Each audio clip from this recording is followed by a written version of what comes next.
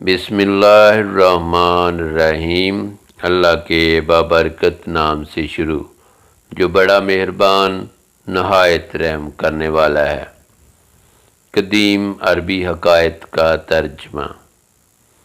وکیل اور عالم کی بات ان کی جان بچا گئی، اور فلسفی کی بات اس کی جان۔ کہتے ہیں کہ کسی جگہ پر بادشاہ نے 3 افراد کو سزائے موت دی۔ بادشاہ کے حکم کی تعمیل میں ان تینوں کو پھانسی گھاٹ پر لے جایا گیا، جہاں ایک بہت بڑا لکڑی کا تختہ تھا، جس کے ساتھ پتھروں سے بنا ایک مینار، اور مینار پر ایک بہت بڑا بھاری پتھر مضبوط رسے سے بندھا ہوا ایک چرخے میں جھول رہا تھا۔ رسے کو ایک طرف سے کھینچ کر جب چھوڑا جاتا تھا تو دوسری طرف بندھا ہوا پتھر زور سے نیچے گرتا اور نیچے آنے والی کسی بھی چیز کو کچل کر رکھ دیتا تھا۔ چنانچہ ان تینوں کو اس موت کے تختے کے ساتھ کھڑا کیا گیا۔ ان میں سے ایک عالم، ایک وکیل اور ایک فلسفی تھا۔ سب سے پہلے عالم کو اس تختہ پر عین پتھر گرنے کے مقام پر لٹایا گیا اور اس کی آخری خواہش پوچھی گئی تو عالم کہنے لگا، میرا خدا پر پختہ یقین ہے، وہی موت دے گا اور زندگی بخشے گا، بس اس کے سوا کچھ نہیں کہنا۔ اس کے بعد رسے کو جیسے ہی کھولا تو پتھر پوری قوت سے نیچے آیا اور عالم کے سر کے اوپر آ کر رک گیا۔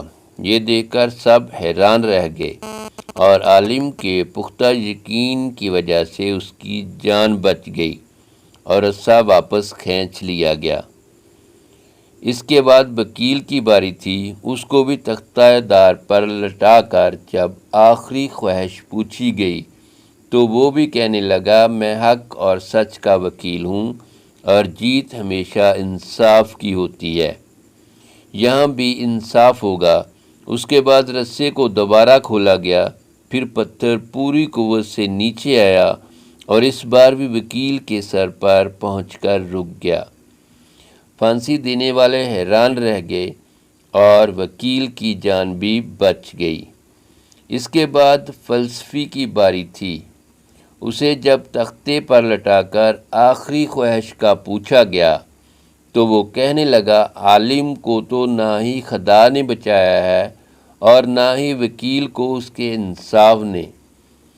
دراصل میں نے غور سے دیکھا ہے کہ رسے پر ایک جگہ گانٹھ ہے جو چرخی کے اوپر گھومنے میں رکاوٹ کی وجہ بنتی ہے، جس سے رسا پورا کھلتا نہیں اور پتھر پورا نیچے نہیں گرتا۔ فلسفی کی بات سن کر سب نے رسے کو بغور دیکھا تو واقعی گانٹھ تھی۔ انہوں نے جب وہ گانٹھ کھول کر رسا آزاد کیا تو پتھر پوری قوت سے نیچے گرا اور فلسفی کا ذہن سر کچل کر رکھ دیا۔ حکایت کا نتیجہ: بعض اوقات بہت کچھ جانتے ہوئے بھی منہ بند رکھنا حکمت میں شمار ہوتا ہے۔